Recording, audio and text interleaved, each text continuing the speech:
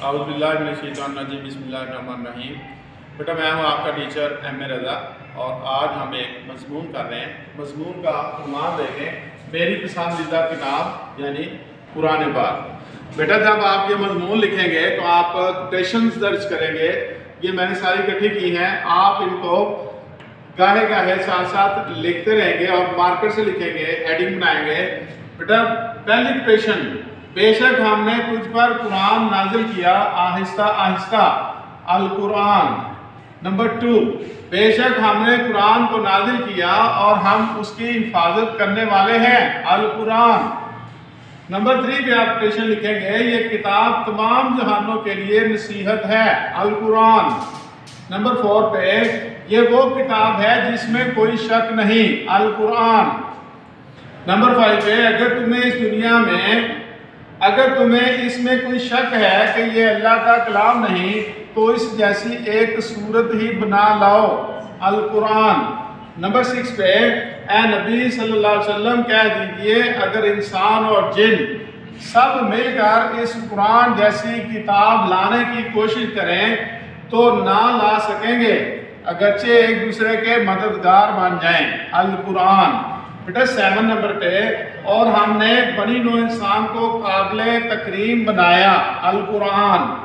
بیٹا 8 number پہ دیکھیں، میں تمہارے درمیان 2 چیزیں چھوڑ کر جا رہا ہوں، ایک کتاب اللہ اور ایک میری سنت، جو ان دونوں کو تھام لے گا وہ گمراہ نہیں ہوگا۔ کس نے فرمایا؟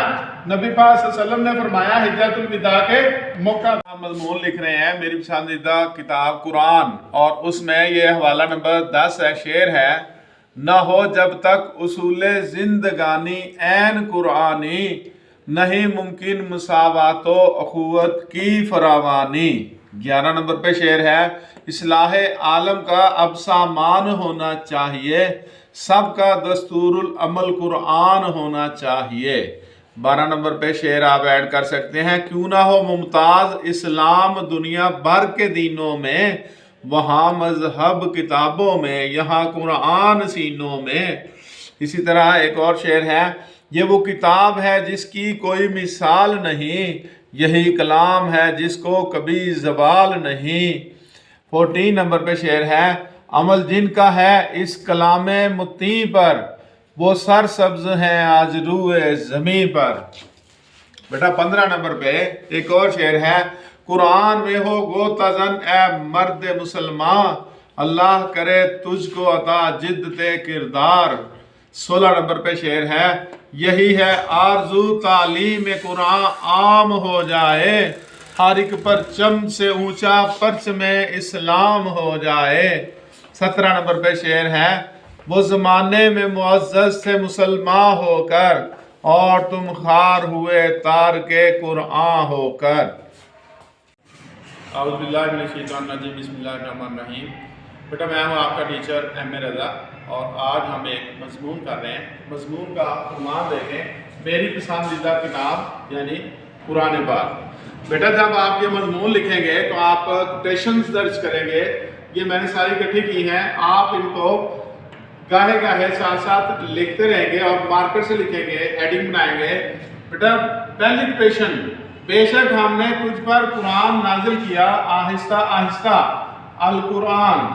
نمبر 2، بے شک ہم نے قرآن کو نازل کیا اور ہم اس کی حفاظت کرنے والے ہیں، القرآن۔